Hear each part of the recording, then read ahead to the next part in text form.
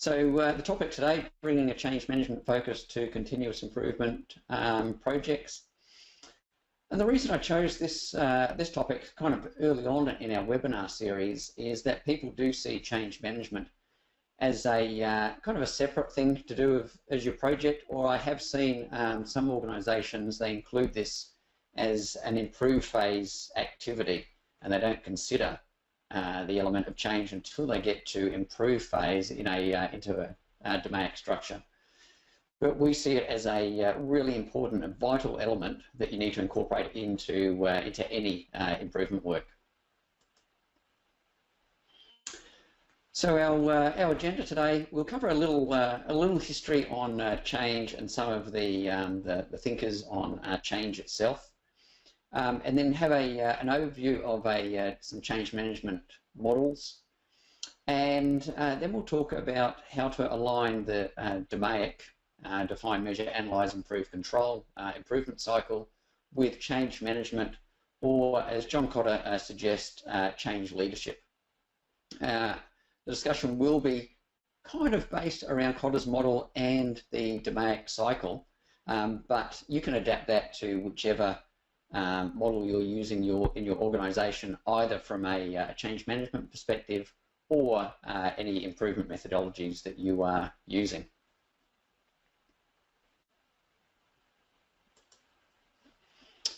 So let's open up the first of the webinar poll questions just to help me get a feel of where you're at with your change management in your organisation.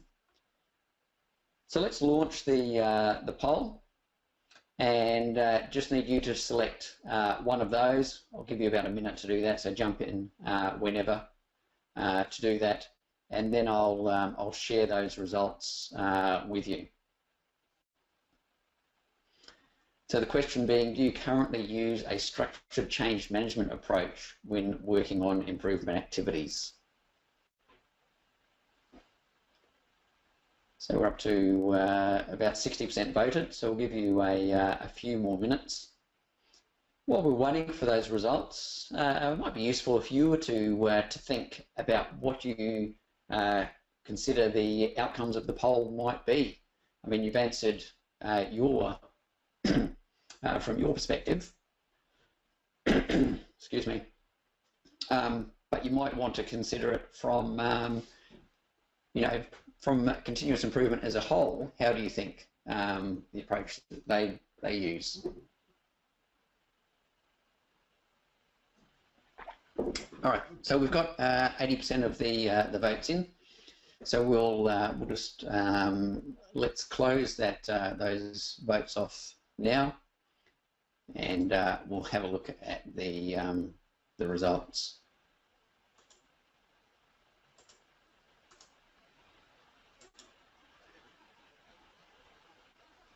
Just bear with me for a second. There's the results. So 21%, quite surprising that that you don't use a structured approach to change management, and 14% rarely. So that's, a third of you are rarely or not at all using a structured change management approach. 43% sometimes, 18% nearly always, and only 4%, which would just be a couple of people, I think, looking at the number of people that are joining us today, always use a structured approach. So that's quite interesting. All right, let's hide those results.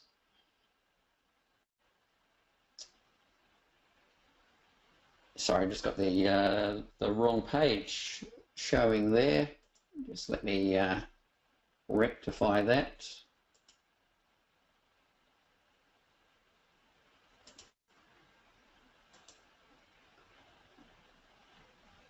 That's what I was looking for. Sorry about that. So let's have a look at some of the models. Thinking about change. So the first one, Kubler-Ross, looked at her work on death and dying, so quite removed from the the work that that we do. But she had this approach of initial shock and denial and frustration, and then depression, and then a period of experimentation, decision, and integration. And Adams, Hayes, and Hobson brought this into the business world and suggested that this is the type of process that people go through when they're experiencing change. So hopefully it doesn't get down to a depression perspective in the corporate world, but people do struggle with change. The next model, developed by Satir, and her quote there, "It's not the event that determines our behaviour, but it's our perception of the event." Something quite key to think about when you're doing your improvement work. And then Satir's model looked at before the improvement work, before the status quo, and then the foreign element she suggested was the improvement or the change. Many people refer to change. I kind of like to use the word improvement a lot of the time, but here talking about change, then we've got this period of chaos, then we've got the ideas being transformed, and then it's being integrated, and finally the new way is performing higher than the old way. So again, interesting model, similar to Kubler-Ross's, where there's this big drop down in performance and a particularly tough time for people. And I'm going to take a minute to read the next quote. So from Fritz Perls, who developed the Gestalt model. And before you jump in and start reading this quote, I'll actually read it for you. But I want you to think about this from an improvement perspective. This was talking about change from more of a mental health perspective, but think of the words from a continuous improvement perspective. So the goal must be to give him the means, so him being the person who needs help, give him the means from which he can solve his present problems and any that may arise tomorrow or next year. The tool is self-support, and this he achieves by dealing with himself and his problems with all the means presently at his command, right now. If he can be truly aware at every instant of himself and his actions on whatever level, he can see how he is producing his difficulties. He can see what his present difficulties are, and he can help himself to solve them in the present, in the here and now. So I kind of like to interpret that as in, actually, if we give people the tools and give them the ability to understand their current process and the ability to improve that process, people will have the ability to solve their problems now and also in the future. And really, as continuous improvement practitioners, that's what we want to be doing. We want to be helping people to be able to improve their work. So some food for thought there. And the model there again, over time and with the amount of energy going into the change, there's this kind of this dip where there's a withdrawal of attention. So again, similar to the next two models. So that's just a little bit of background to get you thinking about change. So now we're going to look at some change management models. We're going to look at the unfreeze, change, refreeze model, and some thinking around endings and beginnings.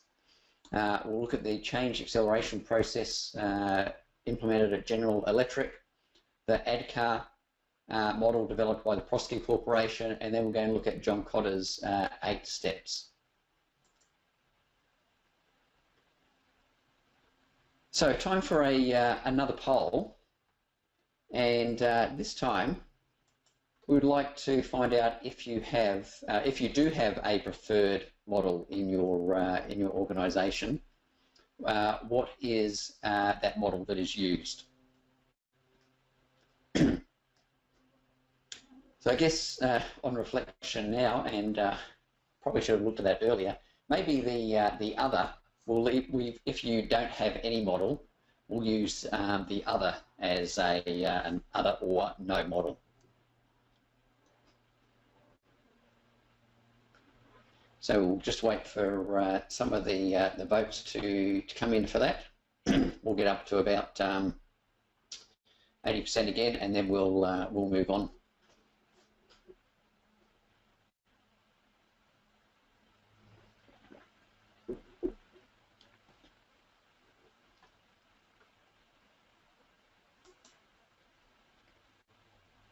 Okay, looks like everyone has, well, 84% of people have voted.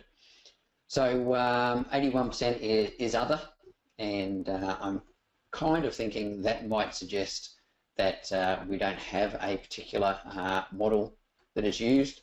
But if there is a model that you particularly use and it's not included in that list, feel free to make a comment in the questions section, and I might be able to share that with others. And just in case you're wondering that these percentages add up to more than 100%, you did have the option of voting in more than one. Multiple answers were allowed. All right, so let's hide that result,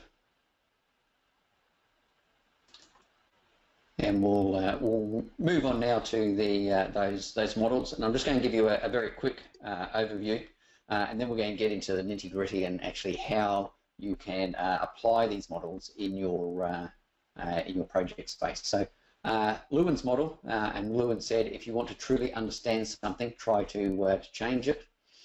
And then that was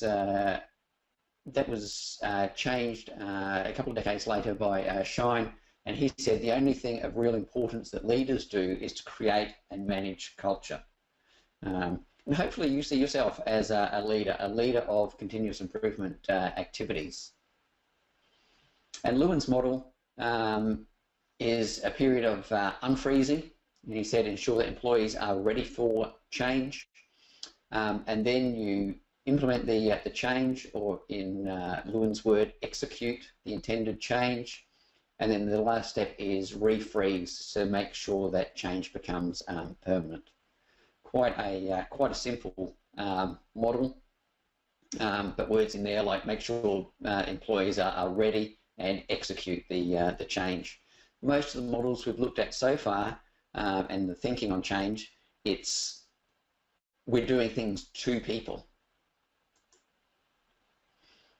And then Bridges' model, talking about endings and beginnings, talking about ending, the old way of doing things, losing, letting go.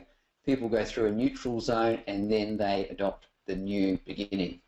So again, yet another model of people are losing something by the change.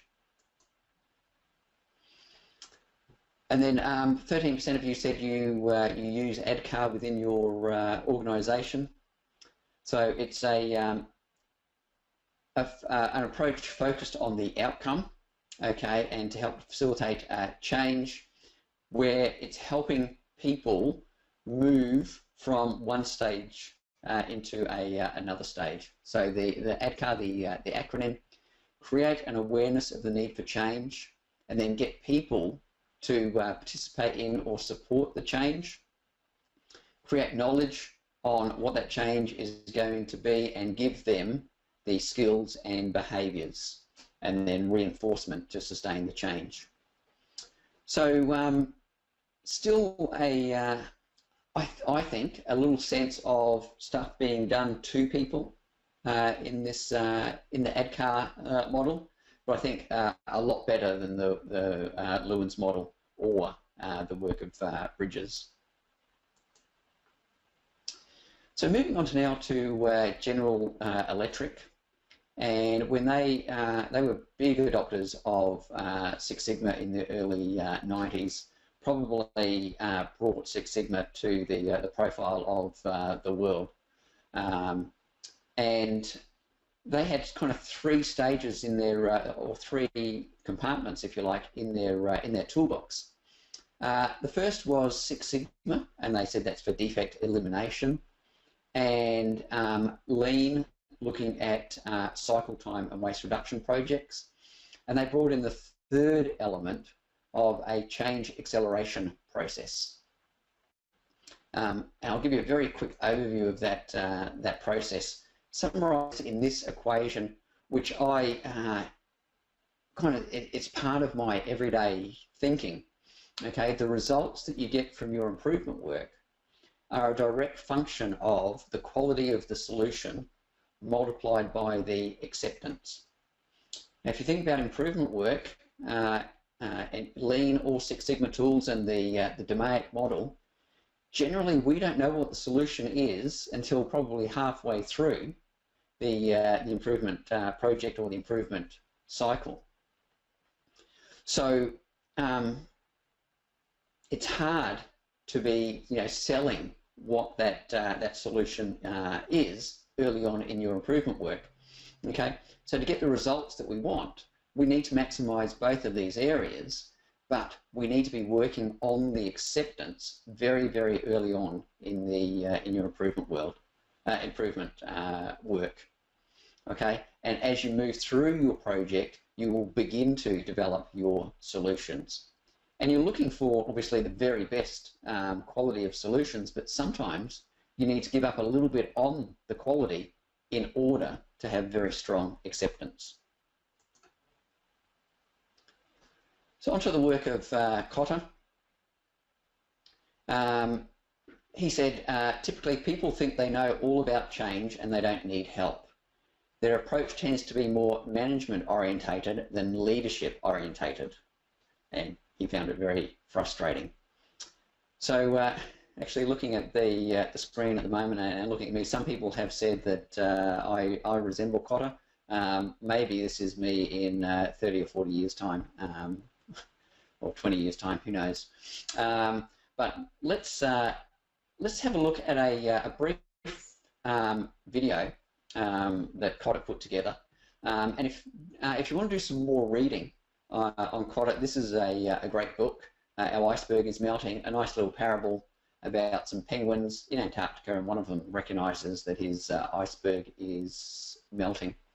Nice little read, but some great lessons in there. So yeah, maybe download it onto Kindle, or actually go onto Amazon or wherever and get the book. And it's something that you can share with other people that you can that you're working with, because it's only takes about an hour to read.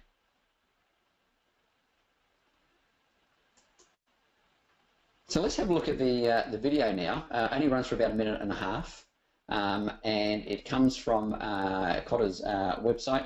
The details are at the end of the video. So let's have a look at this now, and we'll have a discussion at the end of it.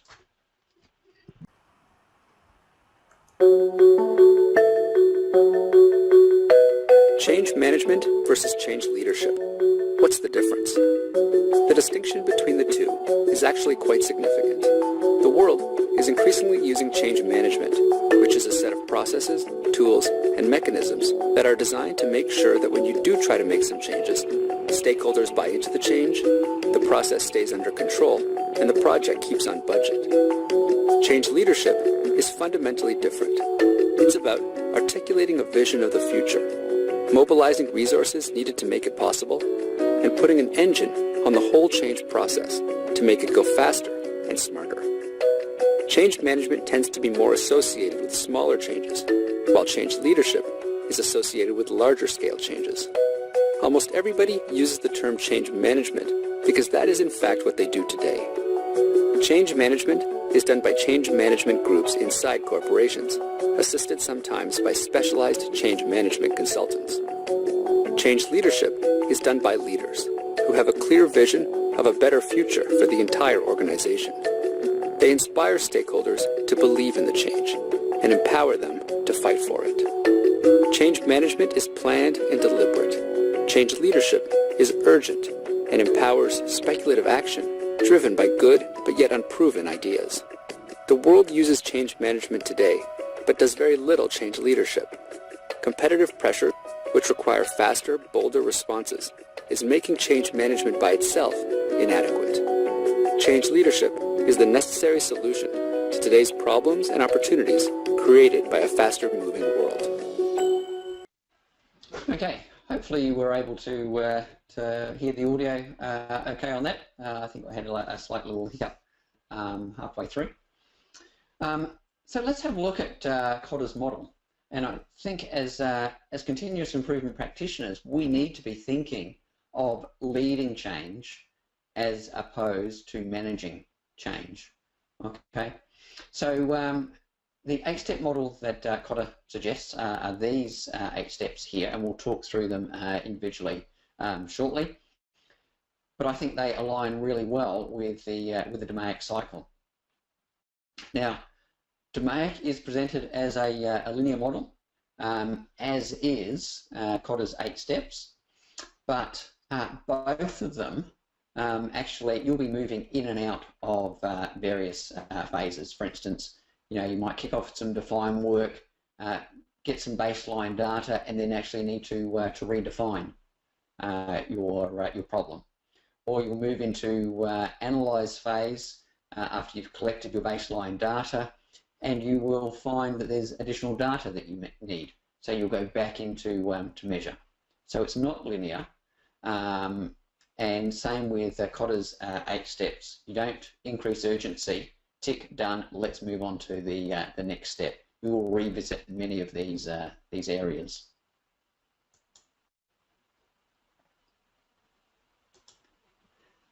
So the first step, increasing urgency. This is about helping people see the need for change. Now think about some of the problems that you're working on, some of your improvement projects. Those problems have been around probably for a long time. I see a lot of problem statements that start off with, for several years, this problem has existed. Okay. You need to create urgency to get people on board with, oh, actually, I see a need for change. So Kotter suggests using emotive examples, okay, to show people how the process is performing, okay, and bringing it to a personal level, bringing it down to an individual customer experience to show them what's going on, okay. Generally move away from some sort of rational business case and start to focus on people's feelings in the process.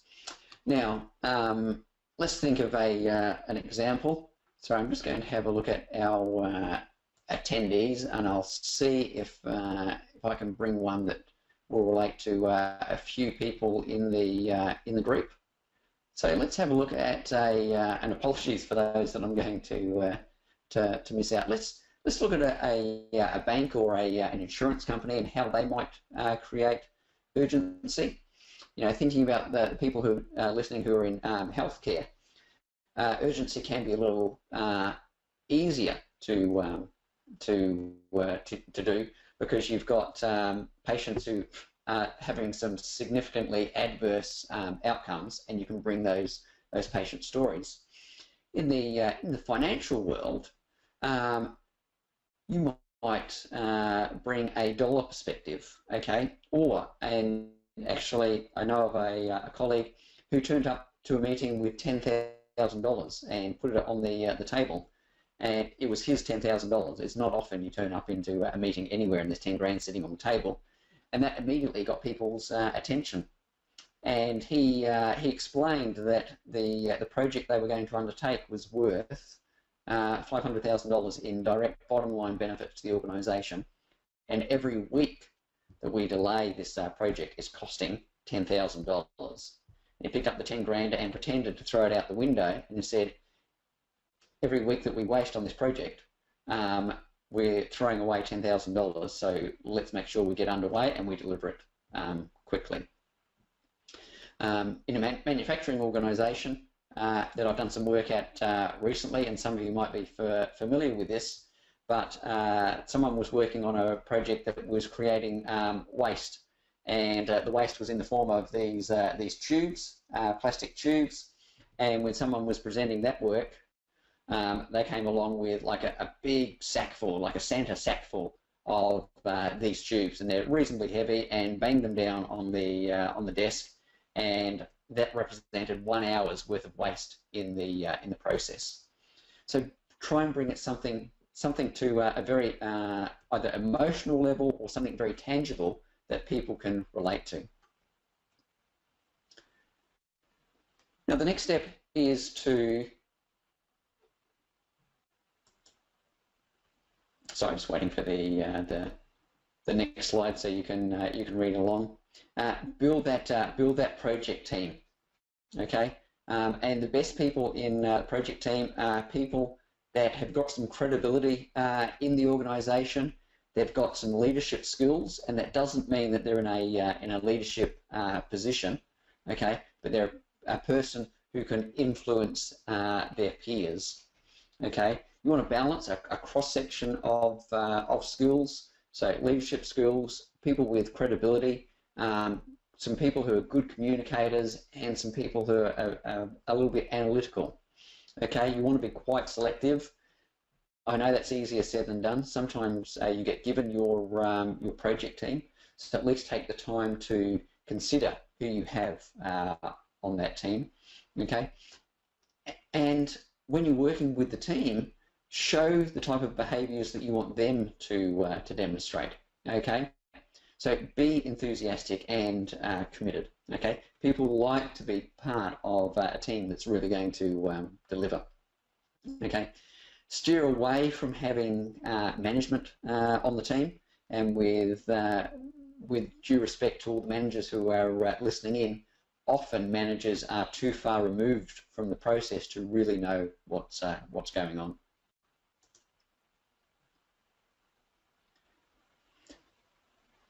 And then once you've got that guiding team, develop the change vision, and with the team, paint the picture of what the improved process will deliver. You don't need to focus on how it's going to deliver. That's what the work from kind of here on is about. But what types of things will we see, hear, and feel once we've improved this process at the end of the project? And try and give your team members an elevator speech, okay? A short summary that's very consistent on what the project is going to deliver. And your problem statement and goal statements are a great place to start from. Okay. And then once you've got that once you've developed that change vision, you want to go out there and communicate that to a much wider audience. Your improvement work shouldn't be a secret. It's not something that we do locked away in an office. Okay, let people know that the improvement work is underway. Okay, keep it short and simple, and use whatever mechanisms are available to you in your organisation across a variety of platforms. Okay, and be very open and honest about the work. Don't oversell it. Talk about what we want to achieve, but acknowledge that there's a lot of work to get there. Okay, and make sure you lead by example. Wherever you can get into existing meetings, bump into senior managers, let them know what's going on in the improvement world. Once you've got the communication plan out there, and that's one of those things that you're going to do throughout the project. It's not a tick done. You're going to constantly communicate, but you do need to have a plan developed. Then you want to empower others to act. So this is for your project team, but also a much wider audience. If you've got a wide audience who are involved in the problem solving, they're going to buy into the improvements much quicker because they've had direct involvement in understanding the problem and developing the solutions. Okay, and be very positive in your discussions and in running the workshops. Now, for those of you who are familiar with cause and effect diagrams, they're a great opportunity to empower others to act. Great brainstorming tools to gather people's ideas. So don't limit your cause and effect sessions to just your project team. Run multiple sessions to build that engagement. So step 6 is about delivering short-term wins. Okay, don't save up all of your improvement efforts until the very end. Let people see that progress is being made, even if it's something very small. Deliver that win and publicize it. Build it into your communications plan. Okay, and the definition of a quick win means it's easy, fast, and cheap to implement. Okay, it's within the control of the team, and you can easily undo the change, just in case you've been a little too hasty. Okay, so look for those things that are easy, fast, and cheap to implement. Okay, and that you can undo it, and you can just get the immediate team to work on it. And if you find some things like that, you know, partway through the project, on a DMAIC project, that would be at the end of measure phase, go ahead and implement them. Okay, you don't need to wait to get through analyze and improve. Okay, and then let people know about the success. So the 7th step is don't let up. Okay, you need to really push through, and this is probably the hardest phase of your improvement work, because often people are quite excited at the beginning of their improvement work, but as a project goes through its cycle, they can lose a little bit of energy, particularly if it's quite a long project. That's why, you know, a good improvement project is, you know, 3 months, 4 months, because people can maintain their enthusiasm. Okay, but when that enthusiasm is waning, look for ways to keep that urgency up. Remind the team and the wider group of the wins that they've had along the way. You know, those quick wins. Publicise those, and remind people about the vision and that creating urgency. So probably, you know, when the don't let up, you probably need to look at the 6 steps that, in Kotter's model before that, and say, how can I continue doing those steps? How can I ramp up interest in the project? And then the final step is creating that new culture. So once you've implemented improvements, the new way is just the way that we do things around here.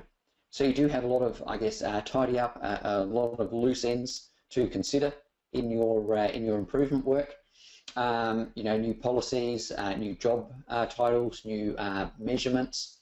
Okay, but also take the time to recognise publicly and privately the efforts of the project team and the wider group, and communicate that success. So this is, you know, back into the communicate phase of the 8-step model. So hopefully there's some things there that you can consider in your improvement work. I don't think it matters which model you're using, either for your change management, or should I say leading change activities, or your improvement work, whether you're using a DMAIC model, whether you're using a lean suite of tools, whether you're using a plan, do, study, act cycle. There's lots of individual activities within those 8 steps that we've just covered off that you can implement. They don't need to be part of a formal Kotter's 8-step model in your organisation. I don't want you to go away thinking, actually, we don't use Kotter's, so I can't do any of that. There's lots of things in there that you can do.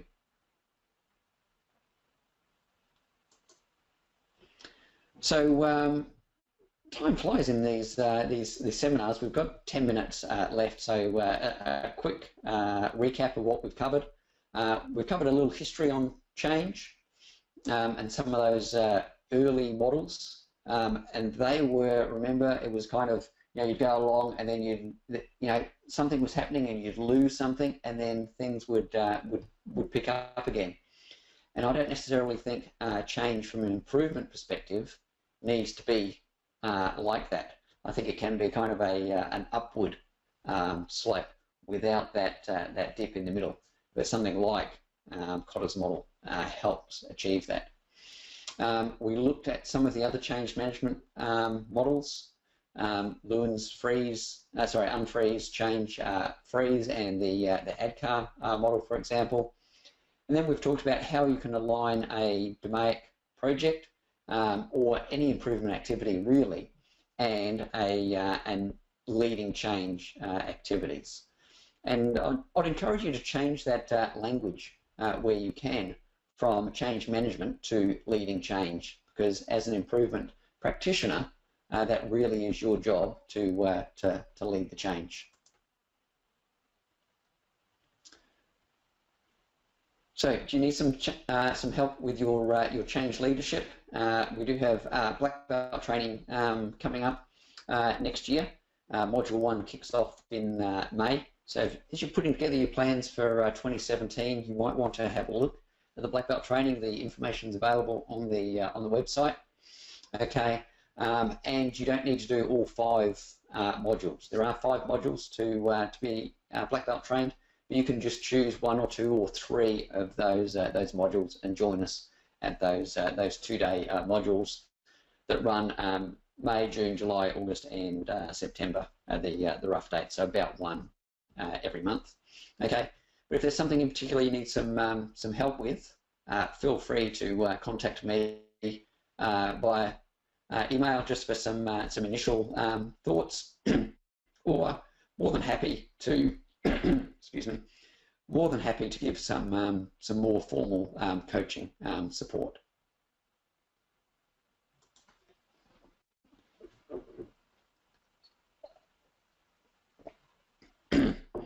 So thanks very much for joining us. So we've got about 5 minutes now for some questions.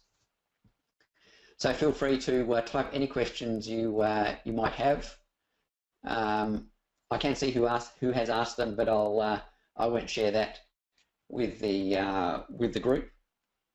Okay, so I'll give you a minute to type those in, and then we'll wrap up. And at the end of the webinar, there is a feedback, just 3 very short questions.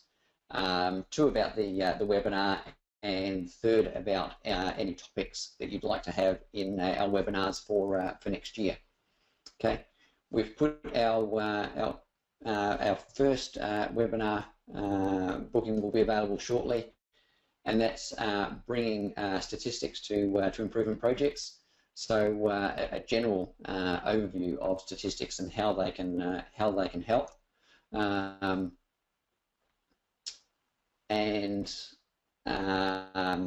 Yeah, I'll let you know when that is available for enrolment. Okay. A couple of questions that have come up here. One is, do you have any tips for leading a team through change remotely? It says, I'm doing an improvement piece for a team in Wellington, and they're not based in Wellington. That can be particularly challenging. I think if the team is just based in Wellington, okay, if you think about Kotter's first step, creating that urgency and bringing it to a personal level, I think if you can at least have 1 trip down to Wellington and have some FaceTime with some people down there, give them an opportunity to be involved, okay, and use some face-to-face communication. So if you've got some video conference facilities, use them on a regular basis, and try to encourage the team to work together where possible. But that can be particularly challenging working remotely. Okay, think about the benefits that you might get from your project when you're trying to justify the time that you're going to be spending in Wellington and the travel costs, etc. Because they're just a very small cost relative to the benefits that you're likely to achieve. Just having a look at a couple of other questions. How important is the continuing public acknowledgement of the improvement by leaders, and how do you know when it's time to move on as the improvement is embedded? Yeah, I think as you're starting to implement the improvements, and they're starting to become embedded, that's time to back away. I think you do need to be careful about not overselling.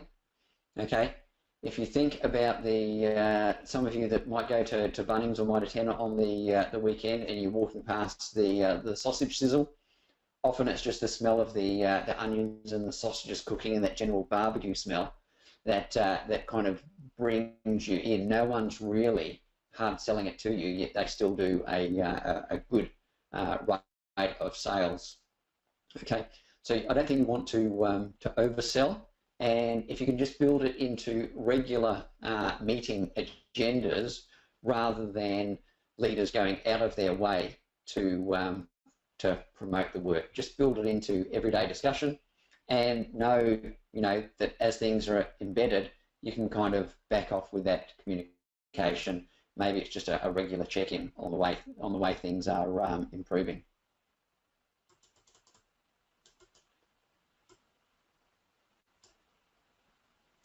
All right, so we might wrap things up there. A couple of good questions there, a couple that are probably better answered in on a one-to-one session. So for those of you who answered those questions, feel free to contact me. We can go into a little more detail.